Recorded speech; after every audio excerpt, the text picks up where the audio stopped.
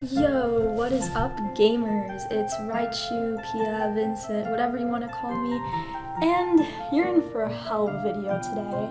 So a few days ago, this French magazine called Society basically announced that they were doing a cover story on why Daft Punk broke up, and it was going to be 15 pages of stuff.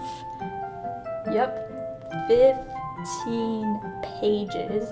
As soon as I heard that, my stomach kind of dropped because I didn't really want to know why they broke up. You know, I was better off knowing in my denial stage of grief that it's like when they became robots on 9th of September 1999. They're just gonna come out with a new album on February 22nd, 2022. It's a marketing ploy. It's a marketing ploy. Now, you all already know my feelings on Epilogue. It sucked. Okay, they literally reused a clip from a 15-year-old movie and edited it in Windows Movie Maker. I get they probably couldn't have done much because of the cough. You know how YouTube feels about the actual words to describe it, so we're just gonna say the cough. But we all know that they probably couldn't have really done anything due to like restrictions and such. But come on. I mean, Electroma is one of my favorite movies to this day, and it's something that really resonated with me, that movie. Go watch it. If you're a fan of Daft Punk especially, go watch it. It's very good. It's boring for most people though because it's silent most of the time, but it's very good. Anyways, so at midnight tonight, as I'm recording this, they finally released the magazine. I will have a link in the description if anyone wants to buy a physical or digital copy of it. And Reddit user, I'm sorry if I butcher this, Mixilia, I can't say things, okay, I'm not very good at pronunciation, did the English translation of the entire thing, which was almost 10,000 words. But yeah, let's just get right into it, okay? This whole thing is very sad to me. Not gonna lie, this actually hurt more than when they broke up. Literally reading through this, it's like Daft Punk's funeral. It's like we were all at funeral because there were so many people in this article who spoke. For example, Todd the God Edwards, I love him.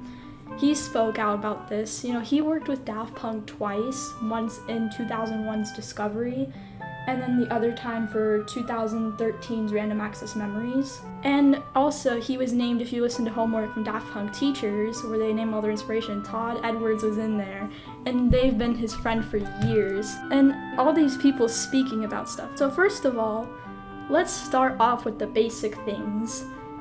Today's climate is not for Daft Punk. Now, Toma and Guy literally still use flip phones. They're against smartphones, they're against all this stuff. There was a car company that apparently offered them $500,000 if they could use their song in a commercial. And then they're like, no, you're polluting, bye, get out. So yeah, they're pretty much against all this stuff. And that actually reminds me of this one clip of Live 2007 where Toma just has his flip phone. He's literally using it to take pictures of the audience. I'll put that in here.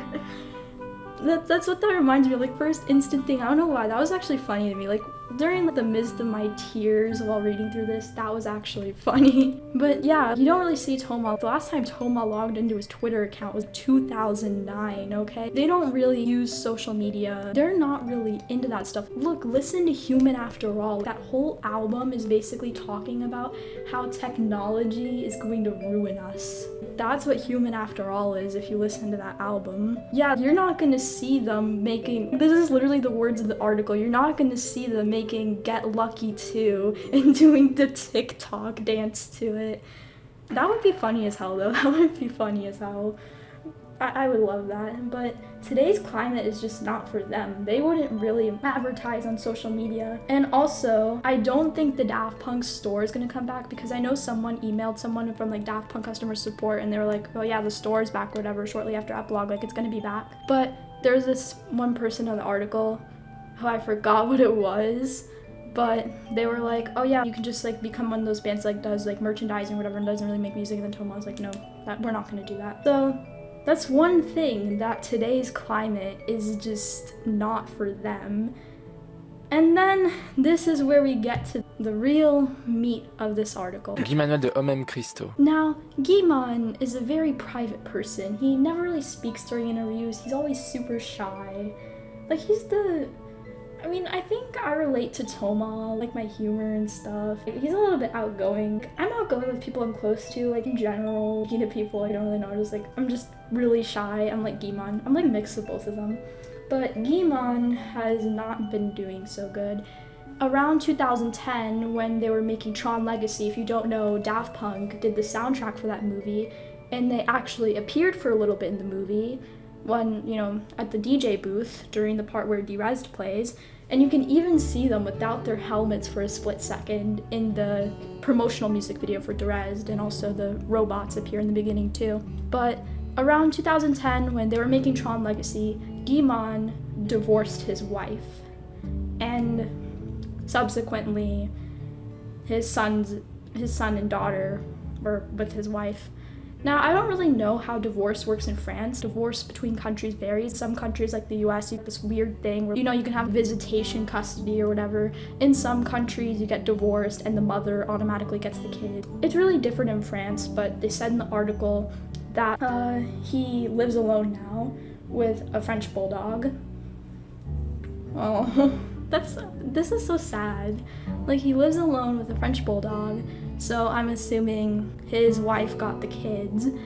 And I guess he can still see them because I heard he went to Toma's eldest son's birthday, like around when Epilogue came out. He went to his birthday, brought his kids with him apparently. So I guess he still gets to see his kids sometimes. But this divorce really took a toll on him. He was depressed. He sees a psychotherapist now. It's super sad. I feel so bad for him. He's probably gone through so much in his life and he really deserves better. I love him. And it's really sad to see that he's gone through all this horrible stuff during Tron, during Ram. Really bad for him. I don't know, that just made me really sad. He would constantly ask to go party to take his mind off things. He collects crystals now. I'm gonna get him crystals to cheer him up. I'm gonna get him the best crystal ever and use it to cheer him up. He's also had more of an interest in hip-hop. One of the things in the article I found really funny is that you remember Daft Punk worked with Kanye West on Stronger. They even appeared at the Grammys with him in 2008, I believe it was. 2007, 2008, I have the years mixed up. But they're in the pyramid with Kanye, and they have Stronger playing. And one of the funny parts of this article that kind of cheered me up was that when they were in the studio with Kanye was watching stuff while making the music. And it says that it made the two, Toma and Guy hallucinate. Toma didn't like it. Guy, on the other hand, yeah, he's had more of an interest in hip-hop than Toma. I'm pretty sure working with Kanye in 2013 on Yeezus was more of Guy's discretion because he's more into hip-hop and producing and such. And then this leads into another unlikely person on this interview. I was expecting maybe Justice to be on here. I was kind of expecting Todd Edwards, all these people. But not Mike Levy. You know him as Gesaffelstein, Gessa Waffle, whatever his name is. He is my beloved. We're gonna call him Gessa here because it's just easier. I say Gesaffelstein or Gesaffelstein. I don't know what I say. We're gonna call him Gessa for this video. I love his music, by the way. It's so good. If there's one song I have to recommend, I Was Never There. He produced it for The Weeknd. So good. Anyways, so he was working on his second album, Hyperion, and you'll never guess who was with him while he was working on it. Guy. Yep, Guy was there with him, and he would play the tracks and Guy would listen. And because of Guy, one of the songs, which was Lost in the Fire with The Weeknd, he sent that song into The Weeknd, the beat for it, because Guy liked it. And that's just the sweetest thing. They both became friends because they both were shy or whatever. And it's very cute. And Gessa had actually been keeping in touch with Guy. And the one thing that really hit hard was that after Epilogue, Gessa had texted Guy-man, right? And Guy responded with, "It happens. Everything has an end. It lasted 28 years. Oh, this is sad. See, this is literally like a funeral. It's so sad. I hate it. But Toma actually is working on something. Like, just to sidetrack from Guy for a second, I just want to mention that Toma is currently working on something. So I'll put that on the screen because I can't really pronounce stuff. But he is working on something. And then also, Toma said something about Epilogue 2. Like, okay, I know you remember, like, Toma's statement. He contacted this French tabloid after Epilogue. He did a clip of a Charlie Chaplin film, and then a little piece of paper with a smiley face, and then, if love is the answer, you're home, and then thanking the tabloid and putting his name, like, literally on a piece of paper. He told us to smile, but here's another thing he said. When directly texted about Epilogue, he said, "There, it's over. I thanked him. Thanks to him and Guimond, we had an extraordinary adventure." Oh. Wait, no, this was a collaborator. I'm sorry. Like, I messed up. It was one of their collaborators that said that, but God, it hurts. And also another thing, Toma and Guy are still in touch. They're still friends, by the way. There was never, like, this big fight. Like, I honestly did think there was a big fight. There was never a big fight or anything. It was just, you know, they're still friends. They're just going through stuff. Like, especially Guy, he's going through stuff. I feel really bad for him. And then Toma and Guy are still in contact, and they are laughing at all of our theories. They were laughing at us. I was literally in the denial stage of grief, like making theories about whether or not they would come back, and they were probably laughing at me. So, thank you, Toma. Thank you, Guy. I really appreciate it. But also, at the end, what really hit hard for me at the end of this article was the final song of Random Access Memories, which is Contact, right?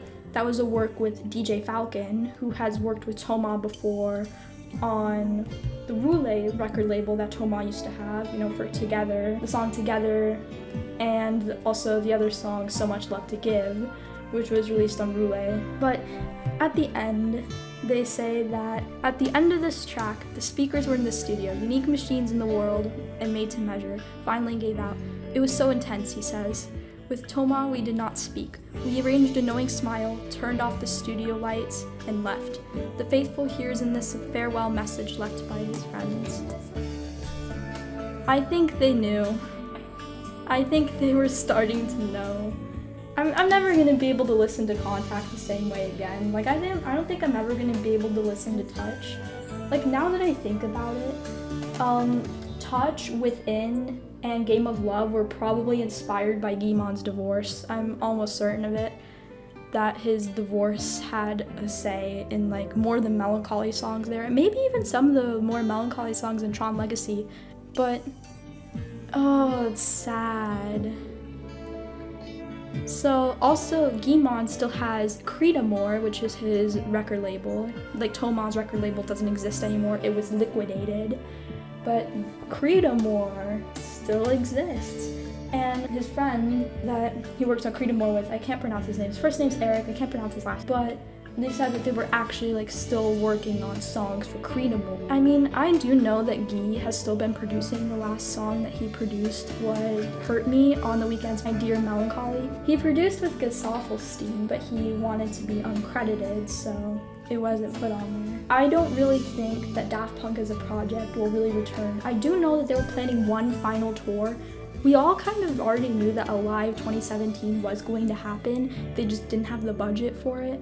But yeah, they confirmed in this they wanted to tour with Random Access Memories. This literally feels, I literally feel like if y'all have seen Bluey, I feel like Bluey at the end of Camping. It's perfect even, she cries over a French boy.